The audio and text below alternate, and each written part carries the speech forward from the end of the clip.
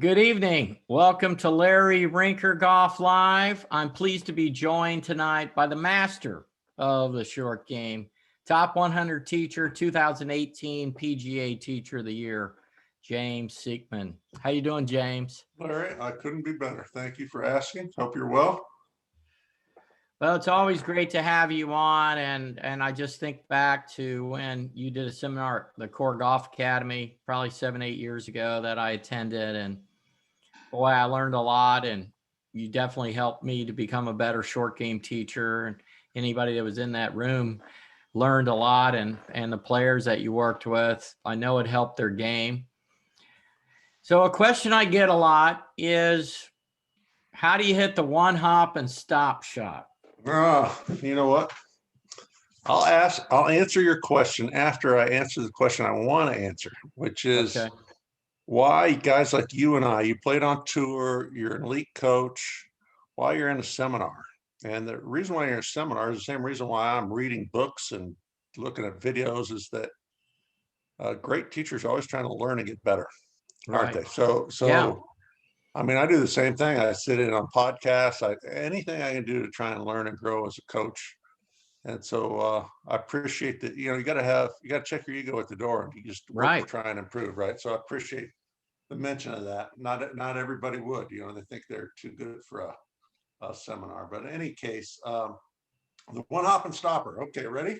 Yeah. You need friction on the face. That means you need really nice, sharp grooves. So grooves wear out over time. You're going to lose about 25% of your spin after about 3 months if you're an active player. So if you practice out of the bunker, that goes even quicker. So be quick to replace your lob wedge, number one. Okay. Okay. The pros I coach, they replace their lob wedge 4 times a year. If you're an amateur, you got to do it every year. Number two, you need a shallow delivery. The angle of attack of the club head into the ball needs to be reasonably shallow with a lot of shaft lean. All right, that delofts the club, but an open club face. So if I put my handle forward in setup and then open the face, forward shaft lean, open face, but I still release the club shallow, Right.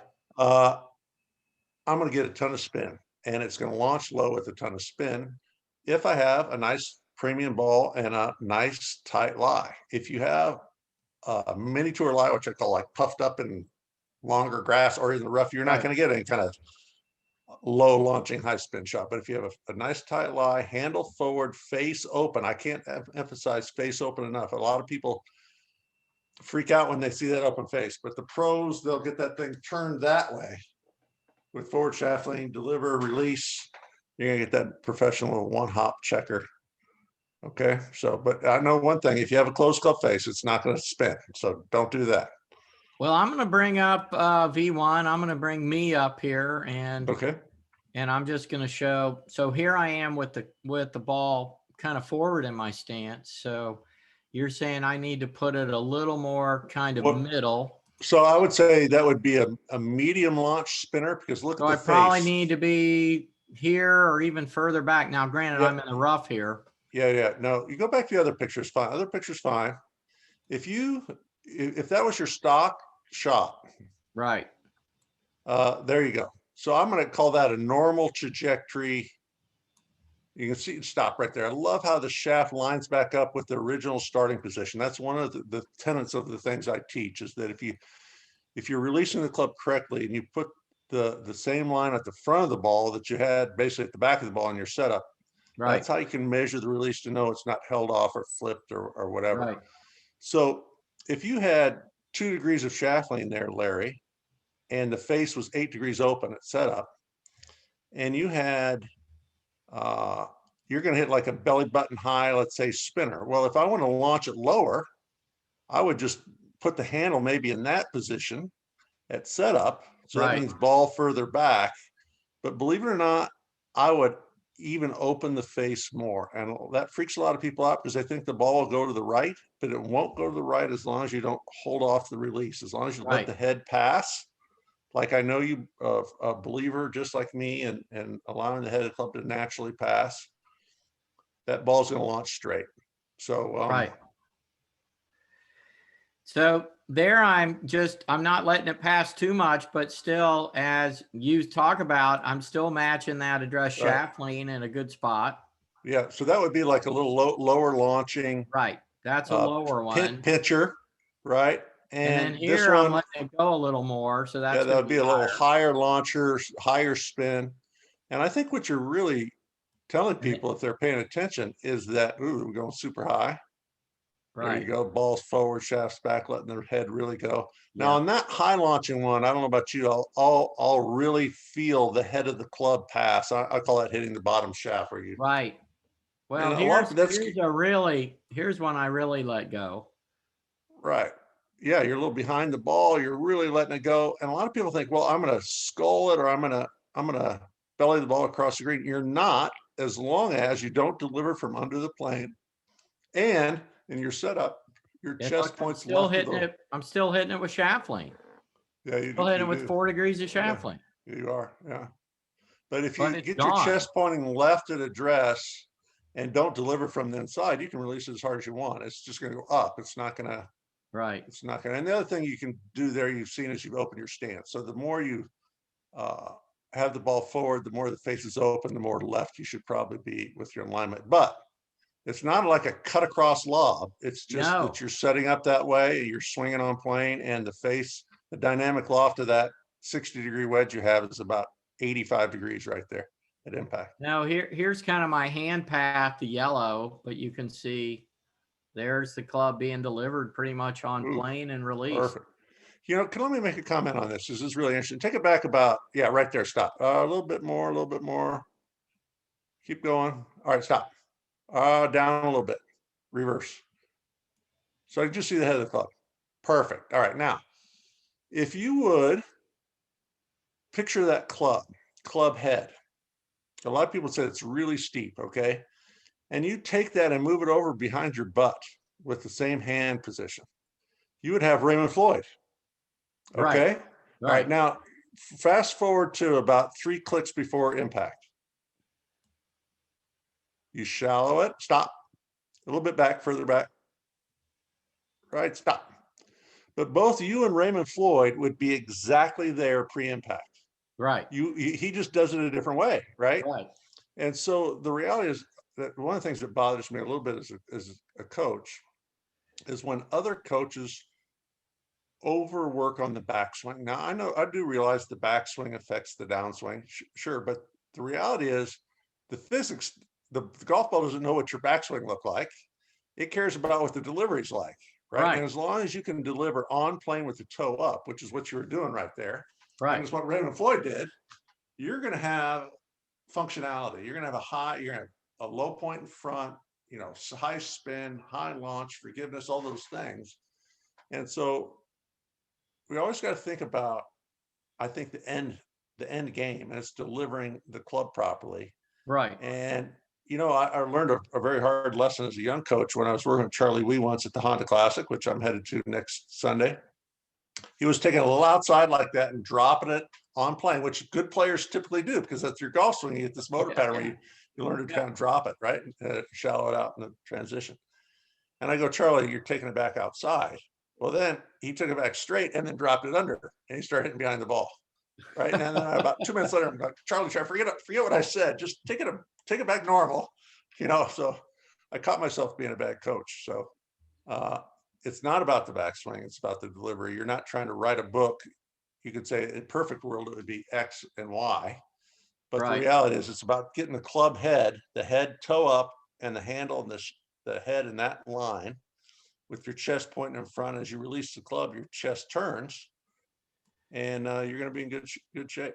Well, here's a shot I call a putt flop, where I'm using my putting grip, James. Yeah. And it's really the same thing, but I'm so close, the club just stays above the plane the whole time. Right.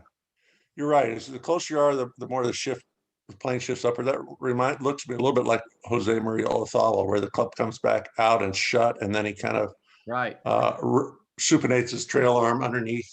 It's not something I would teach, but on the other hand, it's about functionality. And that if you're a good player and you put the club on the ball, I don't care how you do it. And then we can work on other things that affect performance beyond technique, Larry, like how you're training, how you're thinking, how you're getting your mind right before you hit a shot, being resilient, judging lies, all those other things. Well, I remember that seminar, and you basically said, really good guys using a sandwich and using the bounce. Number one, their weight flows into their left foot. Ooh, stop. That's perfect right there. Yep. So you might have 70% of the weight on your left, even though you started with 55. The shaft's lining back up, front of the ball, and But you're that's releasing my it. good steep, and this release, letting the right hand throw is the good shallow. And if that club head's on plane, we're money. It's exactly right. That's to me what perfect would look like. Now put your other hand on there, and what would it look like? Well, your left elbow better be folding, and your left wrist ought to be extending. Right. So now, don't hold that left arm straight. Let it fold. Yeah, there you go. There you go. And as you said, get tall. Don't go down. Yeah, Stay up. no, extend. Yeah. So a lot of people like keep your head down. That's such horseshit. So most good players, I could take 100 videos of somebody down the line, their chest and their head will actually be making room for the delivery. They'll be extending so that they can release the club. So the bad players obviously go down and backwards. Jelly dip, double hit. Yeah, exactly. Down and back is just the killer. It's death. Yeah. 100%. One thing, a lot of people that struggle, you showed me this too. Hey, hit some left-handed and let the club pass. Let this left wrist go into extension. Exactly right.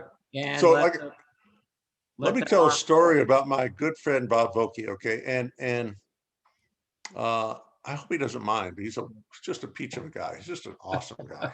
Besides the fact that he makes the best wedge, he's just a wonderful guy. And we were doing a clinic together for Tyler up at Manchester Lane in Massachusetts. And it was all golf professionals, all club professionals. And there were maybe 150.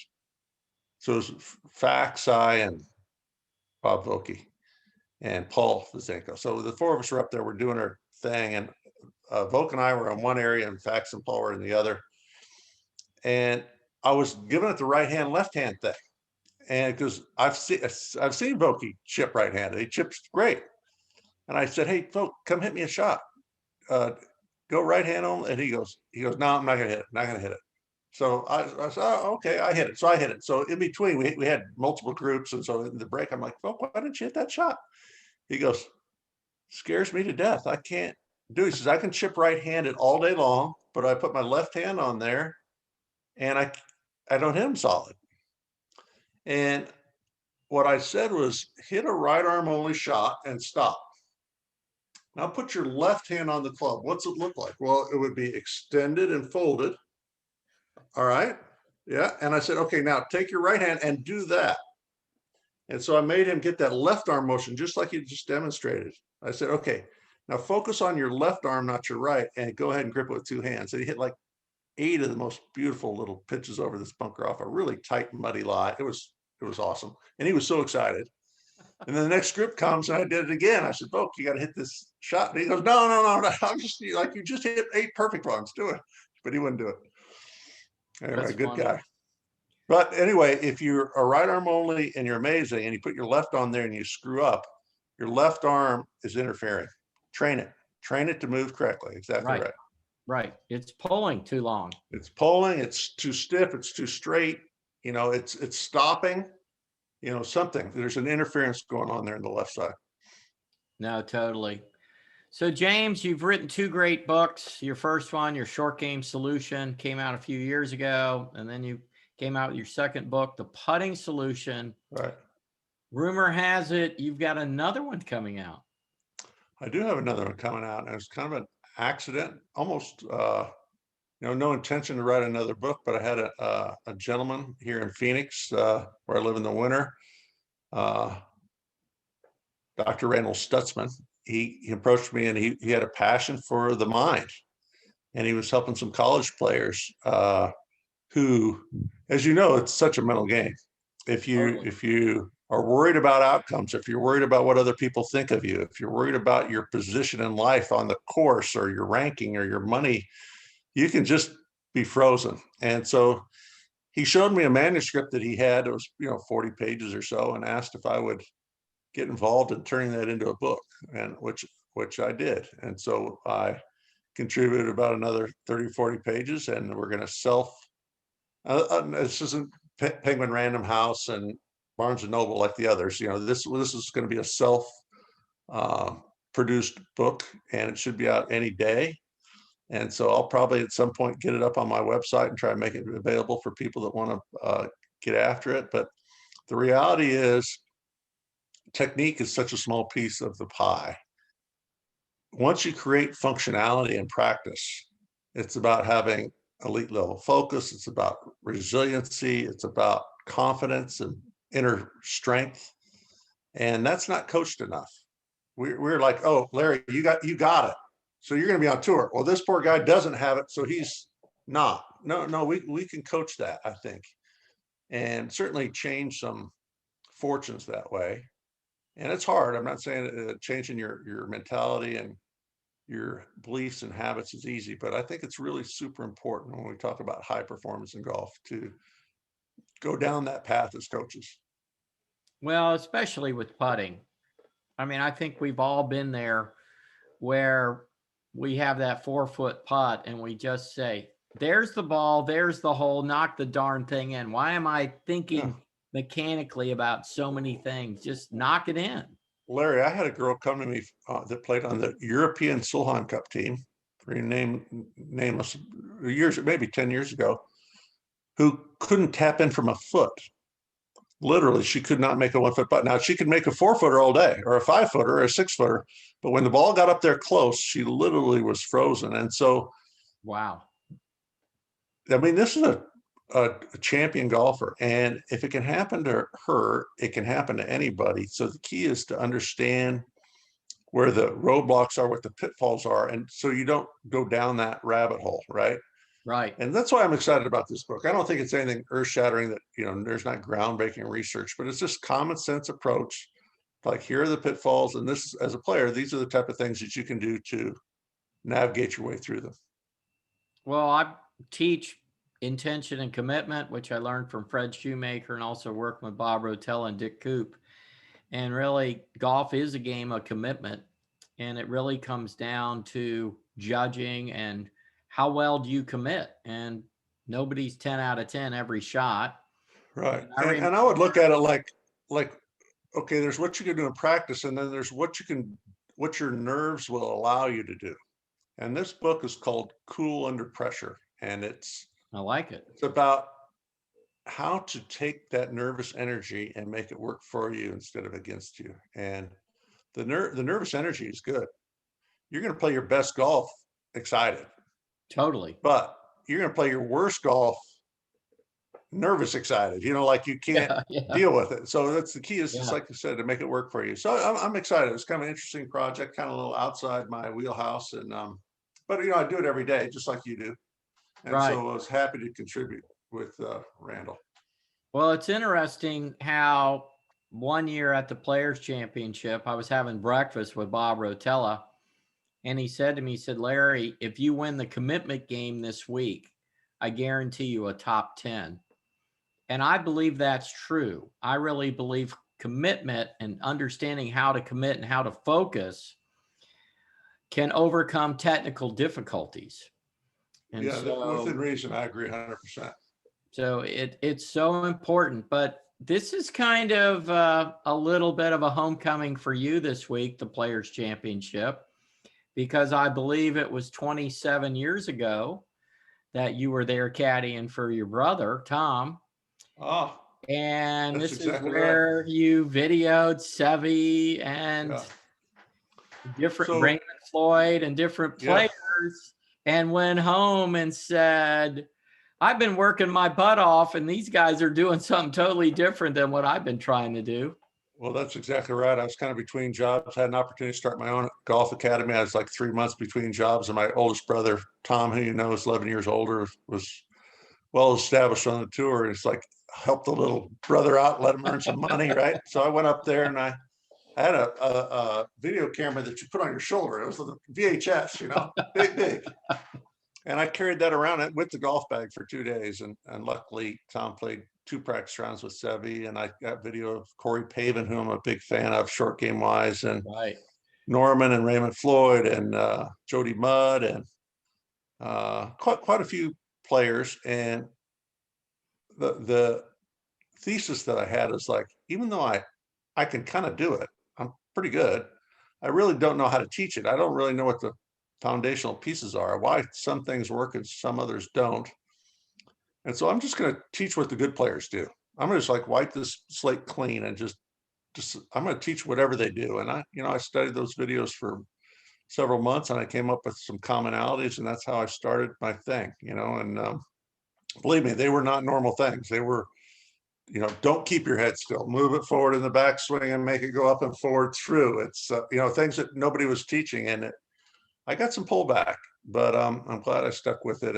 And the reality, the end game as a coach, when you can help somebody play better, then, I don't care what the book says, then it's right. It's helpful, right? Well, it's interesting. I'll share the screen again, but it's just interesting to me, this whole idea that we pull, turn, and hold the club face open when we hit a shot. I mean, here I am hitting just a little pitch shot, and you can see the toe of the club is rotating. I'm not holding that face open. And this is with my putting grip, so this is kind of that putt flop. But if I show you me hitting a bunker shot, I mean, you're going to see there's the rotation and release of my arms and hands, just like my golf swing. Yeah. Well, I mean, everybody's a little bit different. And one of the things I've learned as a coach is to recognize the natural differences and work within what the current motor patterns as best you can. And sometimes you have to change them. And never change them until you should, right? Right. And then, but there's guys that probably release the face open in the bunker that do just fine, and you're letting the toe close and you're doing great. And but the reality is, what the club does after impact, who cares, because the ball's in the air. But it's about, like I said, it's about the physics of the delivery. So, but I've just found, to me, that if I'm letting it go of my trail arm and hand, that there's just such a better feel for distance, and it's more consistent than cutting across it. Oh, well, cutting across, it's they're not doing it the right way when they say, "Oh, take it out and cut across." That's not how the modern player does it. But I'll say this: right arm only might be the best simple drill in the bunker that you could do.